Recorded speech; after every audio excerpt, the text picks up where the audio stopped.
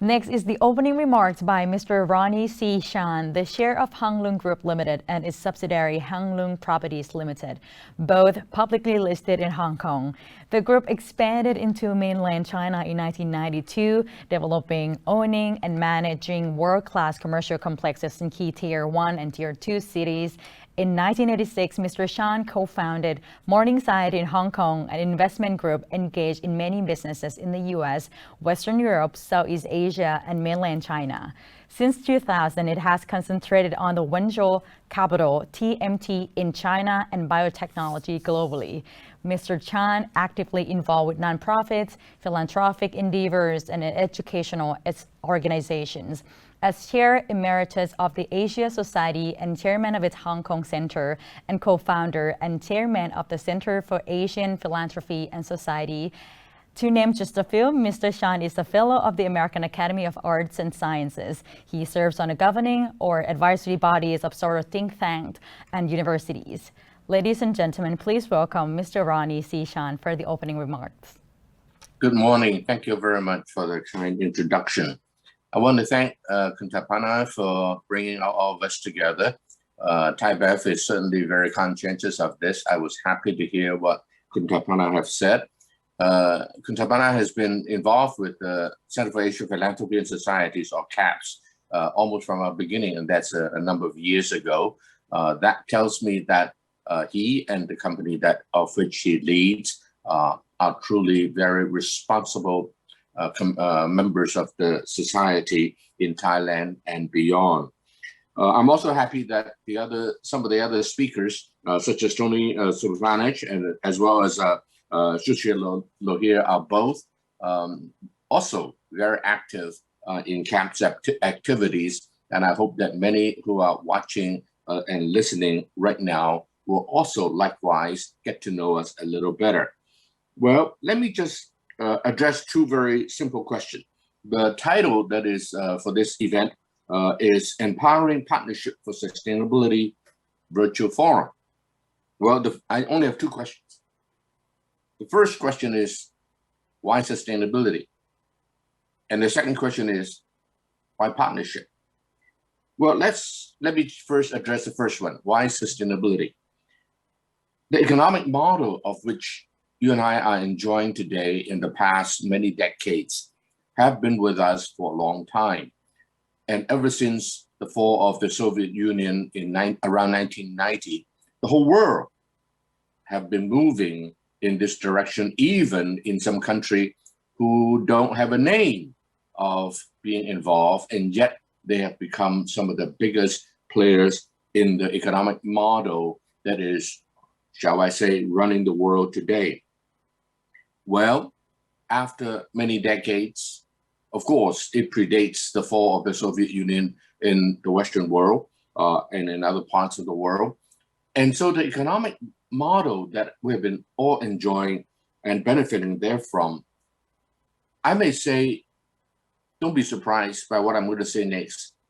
Maybe a little running out of, the course is running out. In other words, something has to change. There are situations that are results of the economic model that you and I have benefited from and believe in and still do, have run into some, or rather a lot of difficulties. For example, the system has made the world increasingly environmentally not sustainable. Not just environment, even societally.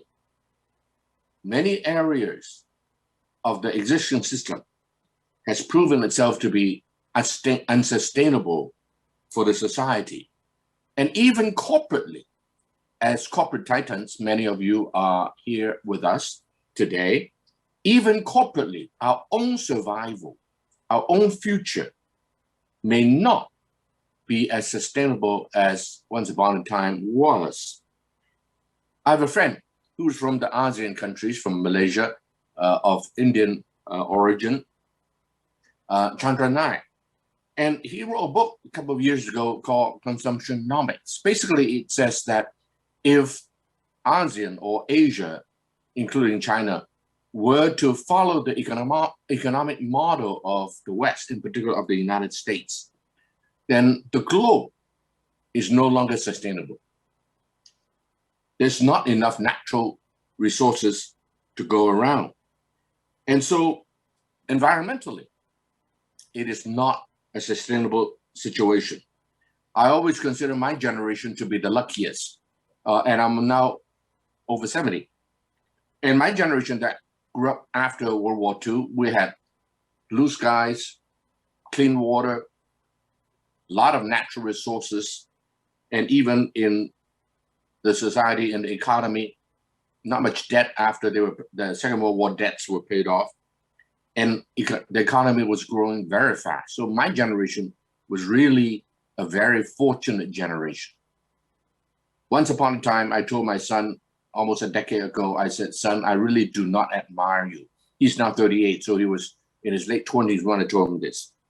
I really do not admire your generation. Whereas I inherited a blue sky, your sky is full of smog. I inherited a sky, an ocean that is rather clean, and you and your generation inherited one that is polluted.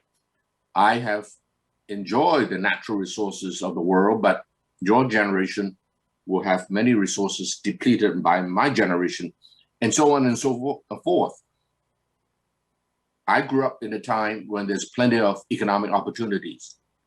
Those opportunities may not be as much as when I was growing up. And so my generation is the most fortunate, but also my generation is the most selfish. And we don't even say sorry to the next generation, but that's just a fact. For example, the debt that we have piled up in the last few decades, my generation can never fully pay for it. It will be my son's generation who will have to pay for it. Societally also, I think the economic model that we've enjoyed is not sustainable. I just cite one or two issues. Wealth gap. Wealth gap is getting so big in the West and in many developing economies as well, or perhaps in particular in some developing economy. The wealth gap is a social powder keg ready to blow.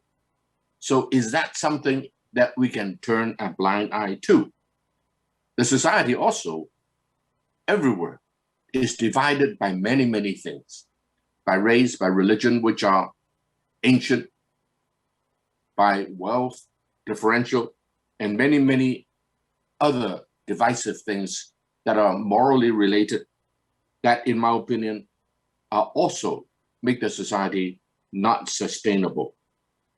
So as business people in the world today, in particular in Asia, I believe that the companies in which we lead may not be as sustainable, not that we are bad managers, but the society has changed, the environment has changed, such that it is a brave new world that unless you and I recognize it and change with it, we may become swept away into the dustbin of history.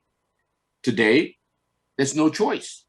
It's not a matter of whether some so-called more thoughtful, better people who are worried about sustainability, and other people can go on their happy way, not worry about sustainability. No, none of us have that choice. If you run a publicly listed company, as many of us do, then the only question is, will you manage a problem before it gets too big for your company and mine? Or will you be put in a very passive position when the problem comes like a flood and you're not prepared for it? Would you like to be a leader, or would you like to be considered as a leader in sustainability? Or would you like to be seen as a follower? If you're a leader, most likely the perception is that you're more genuine. If you're a follower, people may say that you are just doing it because you have no choice. So would you like to be a leader or would you like to be their follower? I've had a discussion of that sort when Tony Sumapanich hosted Ruth and I, Dr. Ruth Shapiro and me, in Thailand in a beautiful Japanese restaurant. And I'm so thankful that people such as Tapana, such as Tony Sumapanich, such as Suchitra Lohia, we are all decided that this is an important issue for the society, for the environment, and for our own survival, that we want to be leaders in this matter. So my second question is, why partnership? Well, it's very simple. The nature of the problem that is facing us, such as the clean air, clean water, and many similar issues, be it of an environmental nature or of a societal nature, such as wealth gap and divisions in society. These are not problems that any one individual company can adequately address. Not even a single government, no matter how big it is, can by itself, address these issues. The nature of the problem is big, and the solution must also be big. It will take collaborations between government, private sector, business people like you and like myself and many of you, as well as a lot of social delivery organizations, SDOs, if you will, nonprofits, whatever you call them, in society that are doing good work. And so the nature is big, and hence the solution has to be big. The nature is big, so our thinking has to be big. For example, the works of Center for Asian Philanthropy and Society, CAPS. In our research, we have seen that in Asia, the problem is maybe the same, similar to that of the West, but the solution may be very, very different. In certain quarters in the West, for example, where I have spent a lot of time in the past, the business people try to get away from the government. We don't want the government to interfere, nor do we want to work with the government. But in Asia, we have a much more pragmatic approach to things. It is true in many, and if not most countries in Asia, that without a government, we cannot we're going to do anything. And the government in many places are quite enlightened, recognizing that they too need the private sector to work and collaborate with them. And then events such as Wenchuan earthquake, almost 20 years ago in the mainland of China, show even that big country of China that many social delivery service delivery organizations are also necessary in the total scheme of things to work together, because they were the first to reach the problematic areas of the earthquake. So here in Asia, as CAPS have determined from our research, that the effort of government cannot be neglected in most countries, not all, but in most countries. And so we as business leaders must work together with society, with many service delivery organizations, in order to address the issue of sustainability. That's why I'm happy that I, together with Dr. Ruth Shapiro, co-founded CAPS. We are an organization that do primary research. We gather data. We work with all the most of the economies in East Asia and South Asia, and we analyze them. We do not assume that which in the West are applicable in this part of the world or are necessarily better, nor do we assume that they are worse. We are very open-minded. We learn from everybody. Anyone has anything good to say, we are very happy to hear and learn. But on the other hand, we also recognize that culturally, historically, Asia is quite different from many of the Western countries. And so the way sustainability is perceived and solutions are arrived at, and we corporates, actions that we should take may at times differ from that of the West. So I'm very happy that now we have an organization called CAPS. To my knowledge, it is still perhaps the only purely research-based institution that specializes in Asian philanthropy. And we define philanthropy in a very, very broad sense, including social investments, CSR, and so forth. And we want to provide understanding to what's happening in Asia so that we don't blindly do things, either rejecting the Western model or following them. We'd like to know what is really happening on the ground in each of the economies, and we are very diverse. Every economy almost is different from one another. But there are also some commonalities that we have identified.